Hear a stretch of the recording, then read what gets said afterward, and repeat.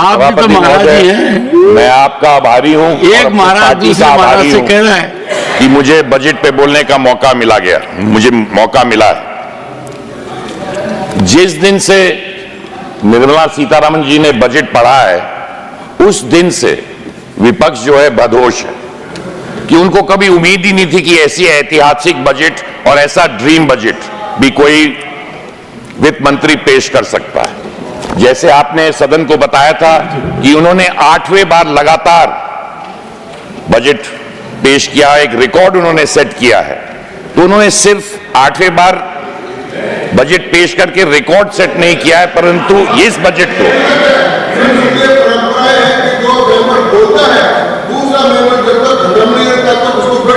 Right, बिल्कुल सही है। ये कैसे जा रहे हैं बाहर? बाहर नहीं जा सकते। एक सेकंड माननीय घनश्याम तिवारी जी ने, सर, क्योंकि मैं जो उन्होंने कहा, एक सेकंड, एक पॉइंट ऑफ ऑर्डर है। माननीय घनश्याम तिवारी जी ने, जिनको संसदीय व्यवस्था की लंबी जानकारी और अनुभव है, एक प्रश्न उठाया है कि क्या सदस्य अपना भाषण देकर उसको तुरंत बाहर जाना चाहिए, और इसका दूसरा रूप है क्या पूरे सत्र के दौरान सदन में अपने भाषण देने के लिए ही आना है। ये दूसरा है। इसका एक तीसरा पहलू और है कि संसदीय प्रणाली में जिसकी व्याख्या बेस पार्लियामेंट्री प्रैक्टिस में की गई है, कोलन 77 में की गई है, और अनेक बार सदन के पीठासीन अधिकारियों द्वारा भी की गई है। ये अति आवश्यक है कि मर्यादित आचरण का आधार दूसरे की बात सुनना और अपने विचार व्यक्त करना। प्रजातांत्रिक व्यवस्था तभी आगे बढ़ सकती है जब अभिव्यक्ति का अधिकार हो, वो अधिकार कुंठित नहीं हो, और जो अधिकार अभिव्यक्ति का इस सदन के सदस्यों को प्राप्त है, जिसके बारे में बाहर कोई कुछ नहीं कर सकता, ऐसा अधिकार प्राप्त करने के बाद अनंतवाद न होना, दूसरे की बात न सुनना, अपनी बात को कहकर निकल जाना, यह मुद्दा आपने उठाया है और आपने उपयोग किया है कि अपना अभिभाषण दिया and you show back to everyone else. यह महत्वपूर्ण मुद्दा है। इस पर इस सत्र के दौरान मेरा निर्णय आपको मिलेगा। एक सेकंड, एक सर, तिवारी बोल चुके ना, तो दूसरा तिवारी बोल दे सर, पॉइंट ऑफ ऑर्डर। पर सर, मैं आपको एक बात कहूंगा प्रमोद जी। जी सर। मेरे लिए आप सदा प्रथम हैं सर, दूसरे नहीं है। ठीक है सर, ठीक है। सिर्फ आपको थोड़ा कदम उठाना पड़ेगा कि मैं भी आपका ही हूं। ठीक है सर, ठीक है सर। ऐसा तो नहीं हो सकता कि इधर से भी सफर करूं और इधर से भी करूं। ठीक है, कुछ तो राहत मुझे भी मिलनी चाहिए। जी बिल्कुल, बोलिए सर। परंपरा की बात चली और मैं इस बात का समर्थक हूं जो तिवारी जी ने उठाया। सर, परंपरा ये भी रही है कि जब वित्त जैसे मंत्री के द्वारा प्रस्तुत विधेयक पर चर्चा हो रही हो और वो करें, तो माननीय वित्त मंत्री जी को भी एक मिनट सुन लीजिए। वहां बोल रहे हैं इस समय अखिलेश जी। वित्त मंत्री जी को दिखाई पड़ रहा है, यहां से वित्त मंत्री जी लगातार अनुपस्थित है रखने के बाद। अब मुझे नहीं मालूम वित्त मंत्रालय का कोई राज्य मंत्री भी शायद इस समय नहीं है, क्योंकि एक ही ले दे के हैं चौधरी से। तो मैं इतना कहना चाहता हूं, ये अपमान भी राज्यसभा का ना हो तो अच्छा है। मैं इस पे आपका आग्रह कर रहा हूं परंपरा। माननीय सदस्यगण, जो बात उठाई है जानकारी के अभाव में उठाई है। बड़ा अच्छा होता मेरे से जानकारी ले लेते। I would compliment the Honorable Finance Minister that she has shown exemplary adherence to the rules. Finding that her commitments are there for parliamentary work, she has sent to me a written communication well in advance, and she has been scrupulously careful and regardful to the entire institution to depute Shri Harsh Malhotra for the purpose. And Shri Harsh Malhotra is present here. Number two, this I decide right now. Parliamentary practice allows it. There is no government at any point of time which has not faced such situations. There are occasions when the Honorable Prime Minister is required to be here. The chair is always apprised of the situation, that in his absence, who will handle the situations? And I can tell you there has been no lapse. Howsoever I may take you as Pratham, the point you raised is rejected because it did not have adequate foundation. और देखिए, ये तो तरीका है, वरना कपिल जी ने आखिर में जो बात कही वो विस्तार से चिदम्बरम जी कह चुके थे। चिदम्बरम जी concluded his speech, a very sound speech, every word was careful, but with that observation which Kapil ji monetized. Am I right? Please continue. Sir, दोनों तिवारियों के बीच में एक किसान हूं सर, मुझे पूरा उम्मीद है आप भी एक किसान हैं, तो एक किसान को मौका देंगे आप सर, इसके लिए बहुत बहुत धन्यवाद सर। जैसे कि मैं कह रहा था कि जब से बजट की अनाउंसमेंट हुआ है तो सारा विपक्ष बदहोश है कि उनको कभी उम्मीद ही नहीं थी कि ऐसा भी बजट पेश हो सकता था। 4 सालों से हम सुनते आए और सारा विपक्ष कह रहा था कि मिडिल क्लास के लिए मोदी जी ने कुछ नहीं किया है, मध्यम वर्ग के लिए मोदी जी ने कुछ नहीं किया है, मोदी जी ने मध्यम वर्ग के लिए कुछ नहीं किया है। और जब बजट में 12 लाख रुपए इनकम टैक्स को माफ कर दिया तो इनके पास कुछ कहने के लिए रह नहीं गया। अब आंकड़े देते हैं कि नहीं जी इतने नंबर नहीं देते थे, वो नहीं करते थे। हमेशा इनकी वाणी जो होती है निराशजनक होती है। और मोदी जी साफ तौर से कहते हैं अगर कोई रोड़ा है इस देश को महान बनने में और विकसित होने में, इनकी मानसिकता जो विपक्ष की मानसिकता है इसके वजह से है कि निराश, बिल्कुल इनके निराशपूर्ण इनके सारे भाषण होते हैं। अभी हमारे एक सदस्य मेरे से पहले बोल रहे थे, अरे $5 ट्रिलियन से क्या होता है, इकोनॉमी से क्या होता है। अरे 5वें नंबर में 10 साल में मोदी सरकार ने ब्रिटिश हुकूमत जिसने हम पे हुकूमत की उनसे ज्यादा बड़ा हमारे इकोनॉमी को बना दिया और इनको लगता है कुछ नहीं हुआ और बहुत जल्द तीसरा होने वाला है। और बोले क्या होता है, जीडीपी क्या होता है, ये आंकड़े दिखाएंगे, वो आंकड़े दिखाएंगे, परंतु कभी भी किसी चीज पर तारीफ नहीं करनी। क्या 12 लाख, ये इनको लगा कि 12 लाख जो हमने वित्त मंत्री जी ने 12 लाख जो माफ किया, क्या ये मध्यम वर्ग के लिए अच्छा था? इसको इन्होंने नहीं बताया। नहीं, खराब निर्णय था क्या? इस पे विपक्ष नहीं बोलेगा। बहुत बेहतर, पूरा भारत कह रहा है कि बहुत अच्छा निर्णय था, परंतु विपक्ष उसके बारे में आंकड़ों में बताने कि आपने अमीरों का टैक्स काट दिया तो इसका टैक्स काट दिया। उधर अब जब इकोनॉमी बहुत तेजी से आगे बढ़ रही है, बोले आप 6% पे बढ़ रहे हैं। अरे शायद मुझे लगता है विपक्ष भूल गए कि अभी हाल में ही कोविड के से पूरा वर्ल्ड की इकोनॉमी किस तरह पीछे चल रही है और फास्टेस्ट ग्रोइंग इकोनॉमी अगर कोई विश्व में है तो वो हिंदुस्तान है।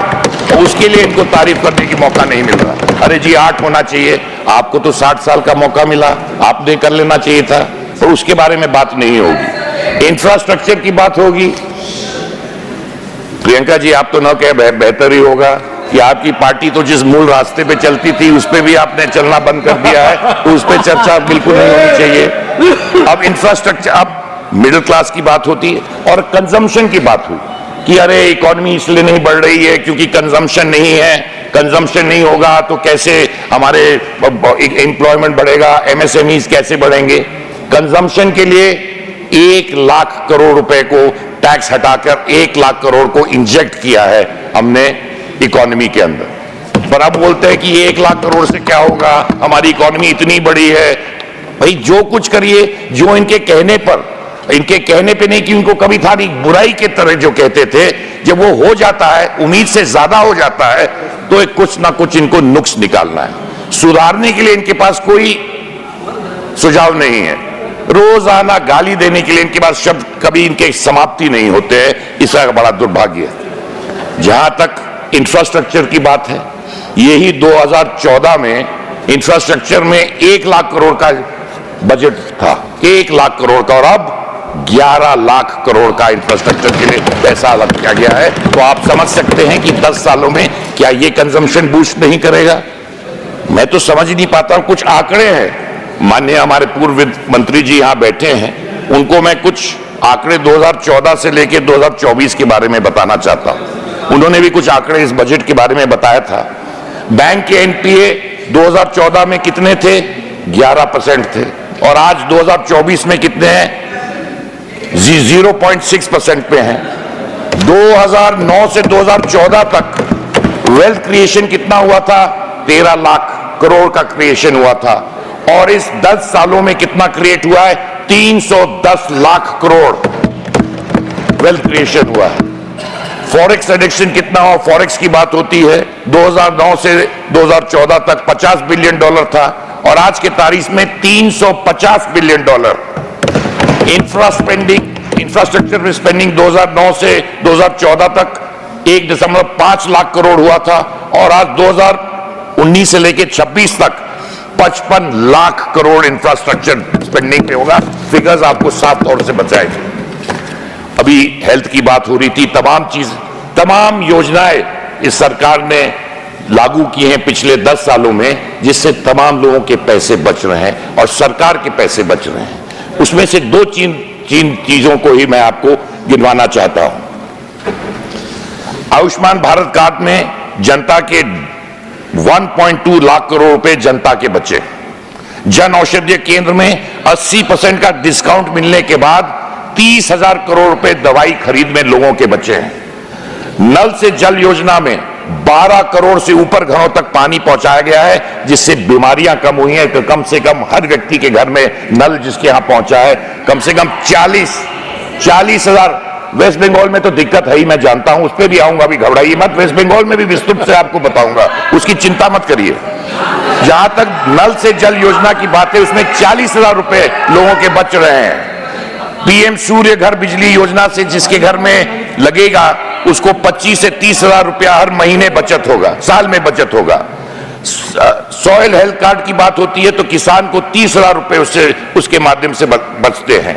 अगर आप इंफ्रास्ट्रक्चर और अगर आप बाकी चीजें देखें, और अगर डायरेक्ट बेनिफिट जो लोगों को हो रहा है उसमें देखा जाए, तो 3 लाख करोड़ रुपए साफ तौर से सरकार के बच के सीधे गरीबों के खाते में जा रहे हैं।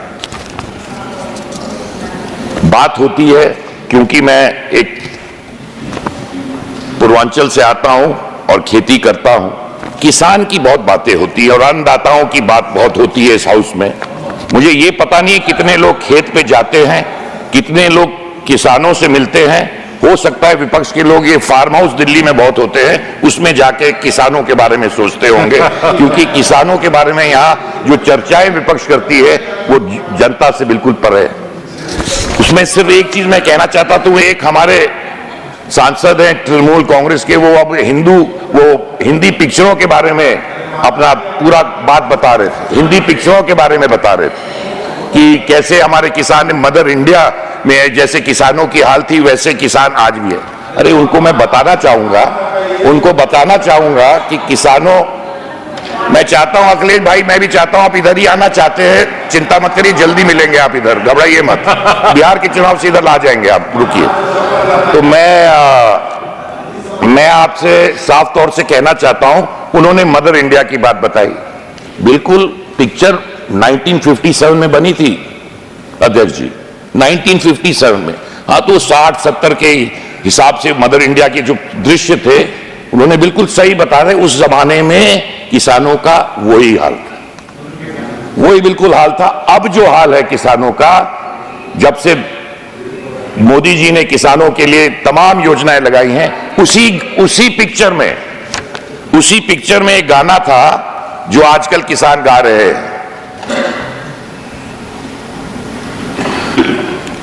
दुख भरे दिन बीते रहे भैया, अब सुख आए रे, रंग जीवन में आया लाया रे। ये गाना हमारे शकील बदायूं जी ने लिखा था। तो हमारे किसान की जिंदगी में सचमुच में दुख के दिन बीते रहे। और किसान के बारे में, अरे भैया यहां तो डीएपी और पोटैश और यूरिया के बारे में जानता नहीं है कोई। यहाँ दाम यूरिया का कितना है कि 5 साल में दाम ही नहीं बढ़ा है, 2-4-5 रुपए का अंतर हुआ होगा। उस पर 12 लाख करोड़ सब्सिडी प्रदेश देती है कि आज पोटैश हो, आज यूरिया हो, आज डीएपी हो, उस पर सब्सिडी देकर किसानों को सही दाम पे सब्सिडाइज आज जो फर्टिलाइजर मिल रहा है।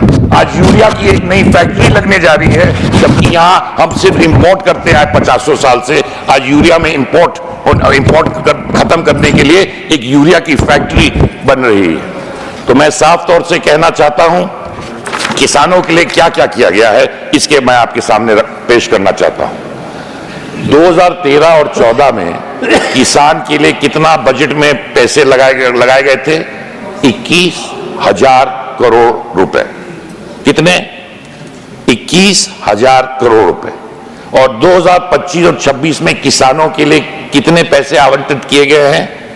1.71 लाख करोड़ रुपए से अधिक पैसे किसानों को दिए गए हैं। किसान क्रेडिट कार्ड से 8 करोड़ किसानों का फायदा हो रहा है। किसान क्रेडिट कार्ड की लिमिट 3 लाख से बढ़ाकर 5 लाख रुपया बढ़ा दी गई है। 1 लाख करोड़ रुपए इथेनॉल ब्लेंडिंग की वजह से किसानों के लिए आमदनी बढ़ी है। किसानों के सस्ते कार्ड के बारे में बता ही चुका। किसान सम्मान निधि से 3.5 लाख करोड़ रुपए सीधे किसानों के खाते में गए हैं। और किसानों की बात टीएमसी करती है। अरे क्या हाल वेस्ट बंगाल में किसानों के है, आलू के किसानों ने कितनी आत्महत्या कर ली है, इसके बारे में टीएमसी कोई रिपोर्ट देती। जैसे अंग्रेज कहते थे, जैसे अंग्रेज जब थे वहां, जब किसान कोई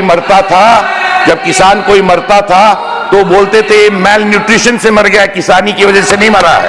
और टीएमसी क्या कहती है कि जब किसान कोई आत्महत्या करता है, अरे इनके मैरिज डिस्प्यूट की वजह से मर गए होंगे, मैरिज डिस्प्यूट की वजह से मर गए होंगे, मैरिज डिस्प्यूट की वजह से मर गए होंगे, डिप्रेशन की वजह से मर गए होंगे। और किसानों की बात विपक्ष कर रही है, बड़ी दुख की बात है मैडम, बड़ी दुख की बात है। किसानों की बात कर रहे हैं। अब एक बात है, तमाम बात यहां स्वास्थ्य की हुई, आयुष्मान भारत स्वास्थ्य के बारे में बात हुई। काम उससे होने का काम होगा ही होगा। कैंसर जैसी गंभीर बीमारी के लिए अगर किसी गरीब को कैंसर हो जाता है तो उसका पूरा खानदान 3 पुश्त तक कर्ज में डूब जाता है।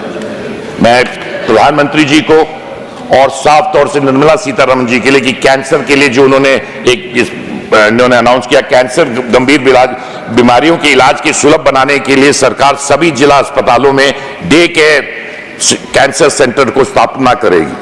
अगले 3 वर्ष में 200 नए कैंसर सेंटर 25-26 में शुरू किए जाएंगे, जिससे मरीजों को बेहतर और समय पर इलाज किया जाएगा।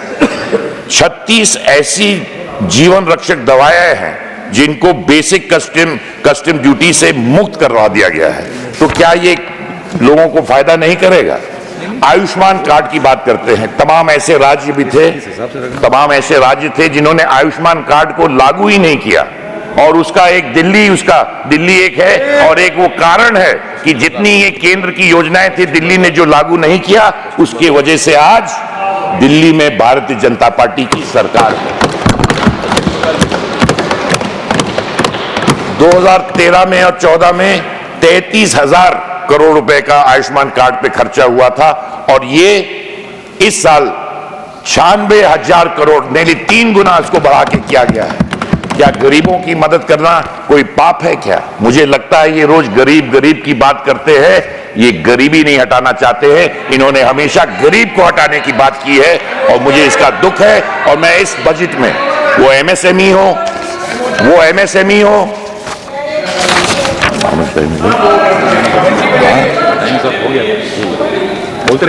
ये अंत में मैं कहना चाहूंगा, क्योंकि मेरा समय समाप्त हो रहा है, मैं सिर्फ ये कहना चाहूंगा, ये बजट सिर्फ आंकड़ों की गणना नहीं है, बल्कि नए भारत की कहानी है।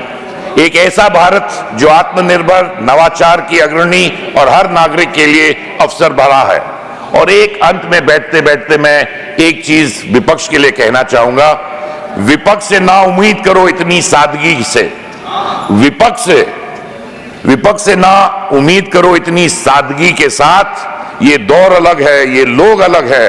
अगर इस दौर में इंडी अलायंस से वफा ढूंढ रहे हो तो बड़े नादान हो तुम, क्योंकि तुम जहर की शीशी में दवा ढूंढ रहे हो।